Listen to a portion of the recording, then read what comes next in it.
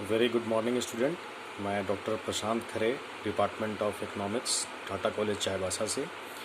आज मैं इस वीडियो के थ्रू सेमेस्टर थर्ड के डीएससी के स्टूडेंट जिनका पेपर कोड है EC DSE 301/G और जिनका टाइटल है public finance and international trade, इस टॉपिक के तहत सबसे पहला टॉपिक मैं डिस्कस करूंगा balance of payment and methods of correcting adverse balance of payment. यानी इस टॉपिक में सबसे पहले आप ये समझने का प्रयास करेंगे कि भुगतान संतुलन होता क्या है और प्रतिकूल भुगतान संतुलन को दूर करने के या उनके असंतुलन को ठीक करने के कौन कौन से उपाय अपनाए जा सकते हैं।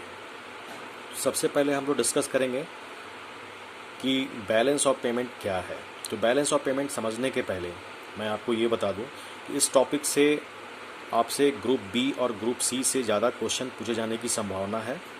अगर ग्रुप बी में क्वेश्चन पूछे जाएंगे तो आपसे पूछे जाएंगे कि भुगतान संतुलन से आप क्या समझते हैं, या फिर व्यापार संतुलन से आप क्या समझते हैं। तो सबसे पहले हम लोग डिस्कस करेंगे भुगतान संतुलन के संदर्भ में। तो सबसे पहले ये समझना ज़रूरी है कि बैलेंस ऑफ ट्रेड क्या होता है। तो व्यापार शेष आयातों एवं निर्यातों के अंतर को स्पष्ट करता है। यानी जब बैलेंस ऑफ ट्रेड की बात करते हैं तो किसी भी देश के इंपोर्ट और एक्सपोर्ट के बीच में जो डिफरेंस होता है आप उसको सिर्फ देखते हैं। किसी देश का व्यापार शेष या तो अनुकूल हो सकता है या प्रतिकूल हो सकता है। जब एक देश के आयातों की तुलना में उसके निर्यात अधिक होते हैं तो उसे फेवरेबल बैलेंस ऑफ ट्रेड कहा जाता है, और जब निर्यातों की तुलना में उसके आयात अधिक होते हैं तो उसे अनफेवरेबल बैलेंस ऑफ ट्रेड कहा जाता है। अब देखेंगे भुगतान संतुलन क्या है। तो भुगतान संतुलन जो है उसका अर्थ है किसी देश के समस्त आयातों एवं निर्यातों एवं अन्य सेवाओं के मूल्यों के संपूर्ण विवरण से होता है। इसका विवरण तैयार करते समय डुअल एंट्री सिस्टम यानी दोहरी प्रविष्टि प्रणाली अपनाई जाती है। डुअल एंट्री सिस्टम में सबसे पहले ये होता है कि अगर कोई देश किसी दूसरे देश को निर्यात करता है तो वह पक्ष क्रेडिट सिस्टम में आता है, यानी लेनदारी में आता है, और जब कोई देश दूसरे देशों से आयात करता है तो वह डेबिट में आता है, यानी देनदारी में आता है। इस तरह से डुअल एंट्री सिस्टम के थ्रू भी भुगतान संतुलन को दर्शाया जाता है, जिसके लिए एक विवरण तैयार किया जाता है।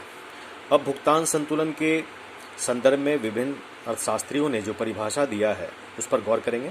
जैसे प्रोफेसर जेम्स इंग्राम, इनके अनुसार किसी देश का भुगतान संतुलन एक देश के उन सभी आर्थिक लेन देनों का संक्षिप्त विवरण है जो उसके एवं शेष विश्व के निवासियों के बीच एक दिए हुए समय में किए जाते हैं। उसी तरह हम बेनहम के दृष्टिकोण को भी समझेंगे। बेनहम ने क्या कहा है? बेनहम ने कहा है किसी देश का भुगतान शेष उसका शेष विश्व के साथ एक समय की अवधि में किए जाने वाले मौद्रिक लेन देन का विवरण है, जबकि एक देश का व्यापार शेष एक निश्चित अवधि में उसके आयातों एवं निर्यातों के बीच संबंध है।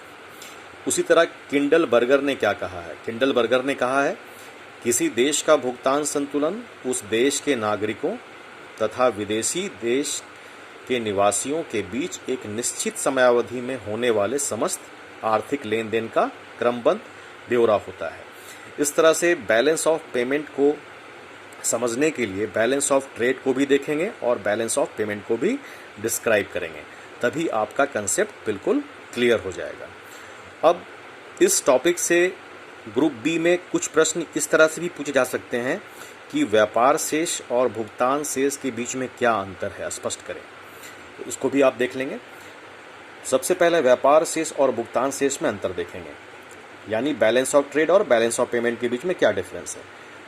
व्यापार शेष के अंतर्गत केवल वस्तुओं के आयातों और निर्यातों का विस्तृत विवरण होता है, लेकिन भुगतान शेष में केवल वस्तुओं के आयातों निर्यातों का ही नहीं बल्कि सेवाओं, पूंजी, स्वर्ण यानी गोल्ड आदि का भी समावेश किया जाता है।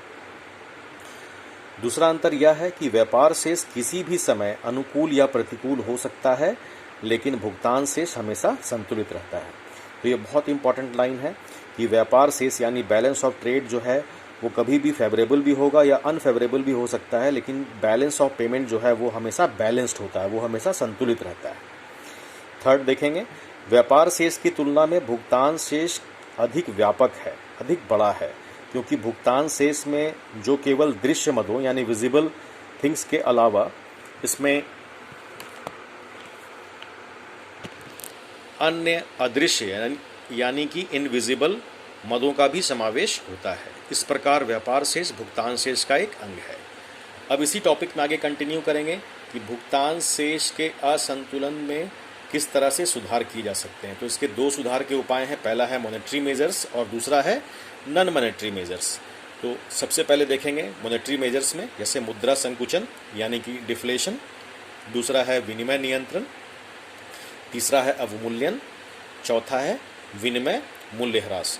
उसी तरह से नॉन मॉनेटरी मेजर्स में देखते हैं, पहला है आयातों पर प्रतिबंध, दूसरा है आयात कर, तीसरा है निर्यात प्रोत्साहन कार्यक्रम, चौथा है विदेशी पर्यटकों को प्रोत्साहन।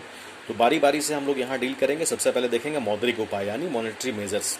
तो मॉनेटरी मेजर्स में सबसे पहले क्या है, मुद्रा संकुचन यानी डिफ्लेशन। तो भुगतान शेष के असंतुलन को दूर करने के लिए देश में मुद्रा संकुचन का सुझाव दिया जाता है, अर्थात महंगी मुद्रा नीति एवं आवश्यक शाख नीति को अपनाकर देश में मुद्रा की मात्रा को सीमित कर दिया जाए।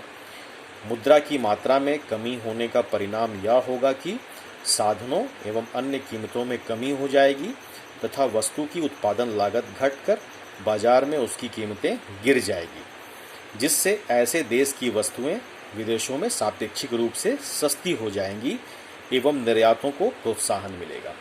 तो इस तरह से मॉनेटरी मेजर्स के अंतर्गत डिफ्लेशन के तहत जो चीज़ है वो सस्ती हो जाएगी और जो निर्यात है यानी एक्सपोर्ट जो है उसको प्रमोशन मिलेगा, वो काफ़ी प्रोत्साहित होगी। अब आप देखेंगे मॉनेटरी मेजर्स में नेक्स्ट पॉइंट हमारा जो है वो है विनिमय नियंत्रण। विनिमय नियंत्रण यानी विनिमय नियंत्रण को कहते हैं एक्सचेंज कंट्रोल।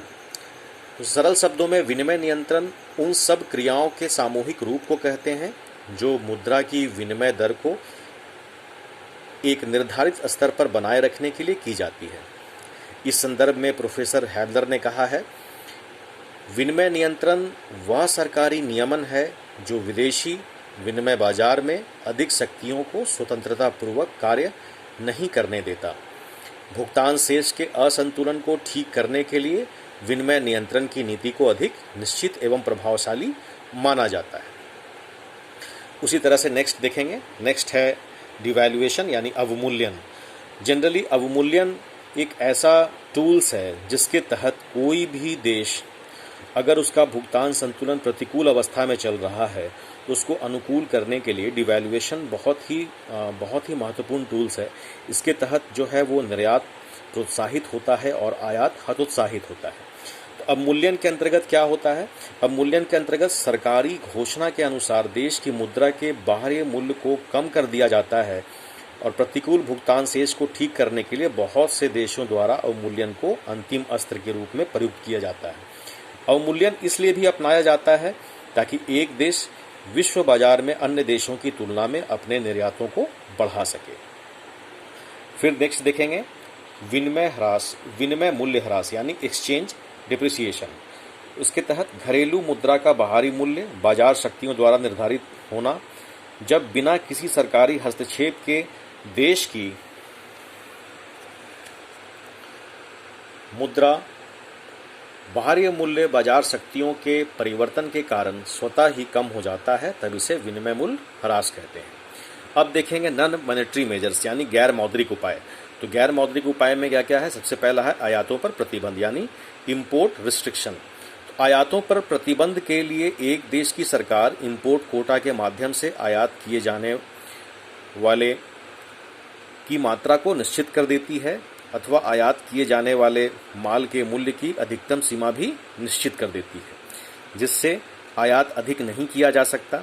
आयात कम हो जाने वाली विदेशी विनिमय की मात्रा कम हो जाती है और इस प्रकार प्रतिकूल भुगतान शेष को ठीक किया जाता है। फिर नेक्स्ट है आयात कर यानी टैरिफ। आयातों को नियंत्रित करने के लिए आयात की जाने वाली वस्तुओं पर ऊंची मात्रा में प्रशुल्क लगा दिया जाता है, जिससे उनकी कीमतें में भारी वृद्धि हो जाती है। फलस्वरूप आयात की वस्तुओं की मांग कम हो जाती है।